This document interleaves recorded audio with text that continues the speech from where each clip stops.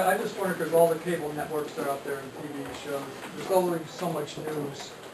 And I wonder how much there's so much competition to draw in people. But sometimes the news organizations don't go out and create stuff, whether it's coming up to find out whether Obama, what his birth certificate is or whatever. But they end up, I guess I want your opinion about this. Do the organizations sometimes just go out and search for a little bit of truth and blow it up into all the truth to create people to view and watch their show and create drama? When I was a live producer and I had a show to fill, there was times when I thought, wow, if I could run out there and make a story, that would be great. That would help me a lot on my show. That was a million years ago. And no, never. We never do. We literally, absolutely never say there's a nugget of truth and we're going to whip this into a frenzy because, boy, we know we could get some good numbers on that. What usually ends up happening is there is a story that starts catching on. And then you say, well, why is this a story? Why are people following this story? Remember, we have many platforms, so we can see something that is really hitting on CNN.com really big, and we might take that and say, let's translate this into television and explore what's going on in the story. But I have never worked at a place, whether it was local in Boston, NBC Network News, MSNBC, or CNN, where someone took sort of a nugget of information and whipped it into a frenzy in order to drive ratings. We just never, ever do that.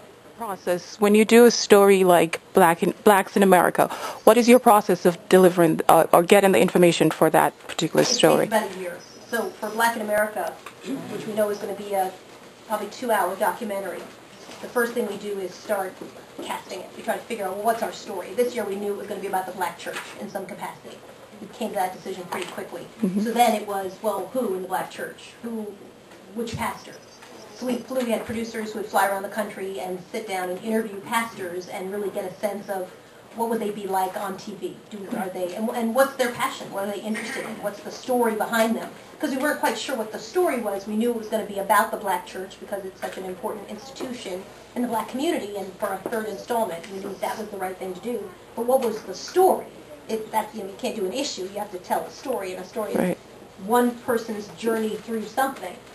So when we found the right pastor, which was Pastor Buster Soaries in New Jersey, one thing that was great about him was he kept coming back to his passion, which was trying to get his people out of debt.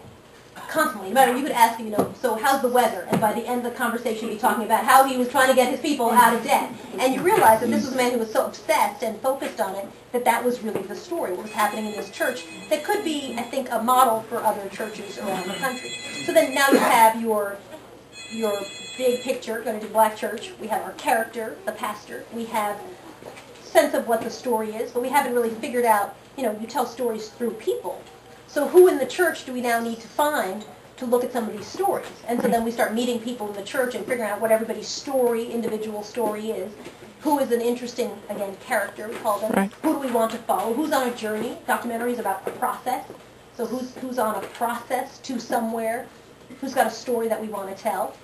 And sometimes people are great talkers but have boring stories, and sometimes people have amazing stories and are horrible talkers. All that kills you. You can't use that. And then once you figure out who those stories are, you often end up overshooting, so you lose some people. We shot a couple people who never made it into the documentary. We put their things on CNN and other capacities. And so that process takes in total about a year.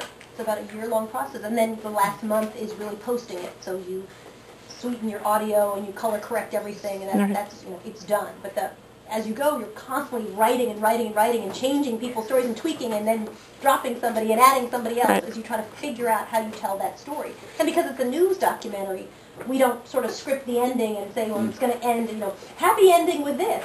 It's whatever the ending is what the ending is. And we take you on that journey, and hopefully we pick the right people, so it's a riveting story of how they get there, no matter how it ends. So it takes about a year for a 2-hour documentary. Thank you.